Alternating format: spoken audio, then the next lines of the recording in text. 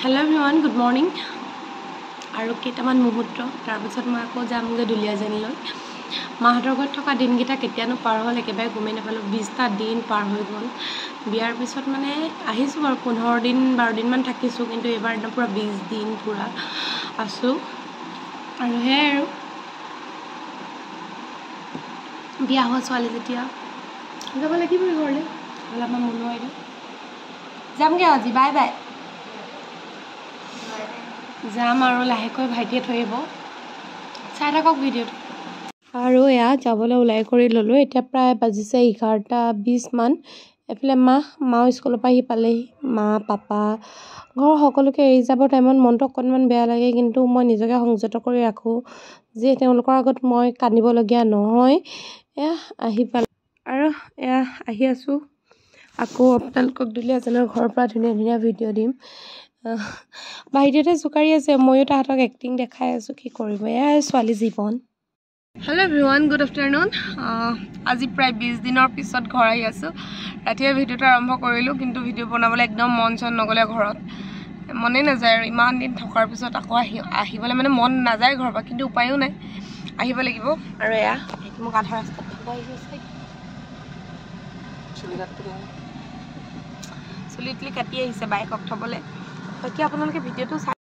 একদম চুলি কাটি একদম হেণ্ডচামটো হৈছে গোটেইটো ভাইটি এটা নামি গৈছে সি ঠাণ্ডা ভাইটিয়ে পানী বটল আৰু এযোৰ ইয়েৰিংযোৰ চব মুনুৱে গিফ্ট দিছে মানে আহিব টাইমতে ফুলি এখিনি আহিলে তাই ভাগৰ আৰু তাই মোক এযোৰ কোনযোৰ লোৱা কৈছিলে মই মাল্টি কালাৰ এযোৰ আনিলোঁ চব মেখেলা চাদৰ লগত মিলি যাব ধুনীয়াকৈ এতিয়া ঠিক আছে তেন্তে বলক গৈ থাকোঁ বহুত দিনৰ পিছত নিজৰ ঘৰখনলৈ গৈ আছোঁ ভয়ো লাগিছে অকণমান মানে ইমান দিন থাকিলে কিবা এটা আনইজি ফিল হয় আৰু ঘৰ যাওঁতে কি কৰিব আৰু আমাৰ ঘৰত একদম মৰমৰ ভাগিন আছেহি তাক লগ পাবলৈ বেছি এক্সাইটেড আচলতে আৰু এতিয়া গৈ আছোঁ মেডিকেল আজি হ'ল নেক্সট দিনা যোৱাকালি ভিডিঅ' কৰাই নহ'ল আৰু এইফালে মাক আজি এডমিট কৰোৱা হৈছে মেডিকেলত কি কৰিব চবৰে বেমাৰ মানে আমাৰ ঘৰ দুইখনতে মানে ভগৱানে পৰীক্ষাই লৈছে নে কিয়ে নে হেল্ল' এভৰিৱান গুড মৰ্ণিং যোৱাকালি একদম ভিডিঅ' চিডিঅ' কৰা নহ'লে আৰু ঘৰৰ পৰা অহাৰ পিছত আজি আকৌ এতিয়া আহিছোঁ মানে যোৱাকালি আইতাৰ ওচৰত গ'লোঁ আইতাৰ খবৰ ল'বলৈ লাহে কৰি দিয়ক ঠিকে আগপিনে পূৰা যাম আৰু এতিয়া আমি গৈ আছোঁ অইল মেডিকেল মাৰ গাটো বেয়া কি ক'ব আৰু মানে মোৰ পেচেণ্টৰ লগত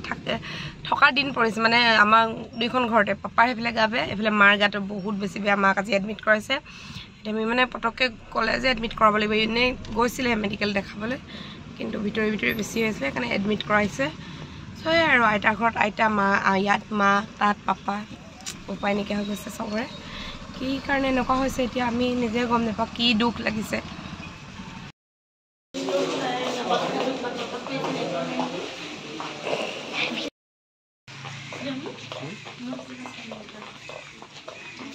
এডমিট কৰোৱাৰ পিছত মই গুচি আহিছিলোঁ তাৰপৰা এতিয়া আকৌ ৰাতি গৈছোঁ অকণমান সময় থাকিব লাগিব তাত মাক চেলাইন দি থৈছে আৰু এইফালে মাৰ এয়া অৱস্থা একদম জ্বৰ মানে এনেকুৱাকৈ জ্বৰ উঠে 4-5খন ব্লেংকেট লৈও মানে তেওঁ কণ্ট্ৰল নহয় জ্বৰটো ভাল লাগিছে চাহ তাহ খাই আজৰি হ'লোঁ আৰু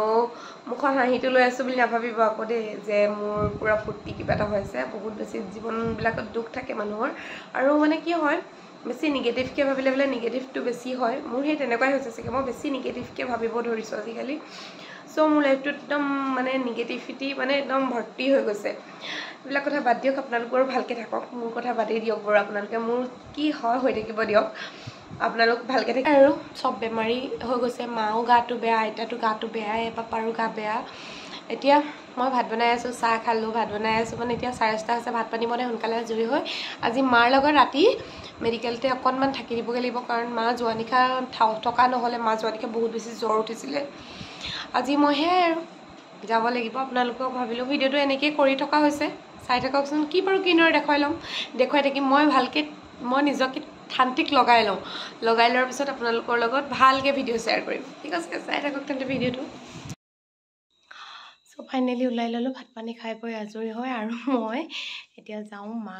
মাৰ ওচৰলৈ মাক বোলে চেলাইন এতিয়াও দিয়ে আছে উপায় নাইকিয়া হৈছে আৰু কি কৰিব আৰু কি লৈ লৈছোঁ চব নাৰায়ণ কৱচৰ ভিক্স আৰু এয়া চব লাইট চাইট অফ কৰি দিয়া হৈছে, অকল এটা লাইটে জ্বলাই থোৱা হৈছে। সকলোবিলাক পেচেণ্টে ধুনীয়াকৈ শুইছে। আমাৰ মায়ে মামীৰ মানে আইতাৰ খবৰ লৈছে আৰু দিনটো সময় পোৱা নাছিলে তেখেতে। পিছে মই গুচি আহিবলগীয়া হ'ল। মায়ে মোক পঠিয়াই দিলে যে নালাগে থাকিব, মই এতিয়া অকণমান ভাল পাইছোঁ, যাগে যা, টোপনি ক্ষতি কৰিব নালাগে বুলি ক'লে। চ' সেইকাৰণে গুচি আহিলোঁ মই, মায়ে পঠিয়াই দিয়াৰ বাবে। আকৌ ঘৰ আহি পাই গ'লোঁ, মায়ে পঠিয়াই দিলে। মায়ে ভাবিলে ৰাতি টোপনি ক্ষতি হ'ব, আকৌ পাছদিনাখন ঘৰত আহি ঘৰৰ সকলো কাম কৰিব লাগিব। সেয়া আৰু সেইখিনি কাম কৰি থাকিলে ভাগৰ টোপনি ক্ষতি হ'লে আৰু আকৌ কিবা মানে গা চা ভাল নালাগে ন। আৰু ৰাতিপুৱা পাপা শুই উঠাৰ পিছত চাহ তাহ দিবলৈ মানুহ নাথাকিব এনেকৈ ভাবিলে। সেইকাৰণে মায়ে ক'লে যা গৈ বুলি। আৰু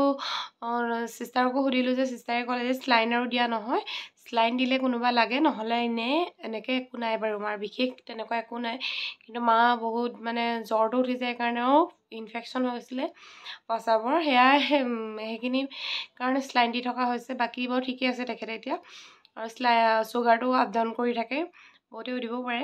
সেয়াই পঠিয়াই দিলে। আহি ঘৰ পালোহি, এতিয়া 12টা বাজি গ'ল। শুওঁ আৰু ভিডিঅ'টো চাই মানে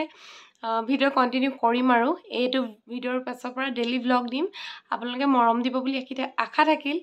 আপোনালোকৰ মৰমৰ খুব বেছি প্ৰয়োজন,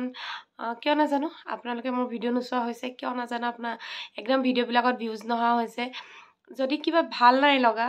মই চেঞ্জ কৰিম টপিকবিলাক। আপোনালোকে মাত্ৰ মোক আঙুলিয়াই দিব যে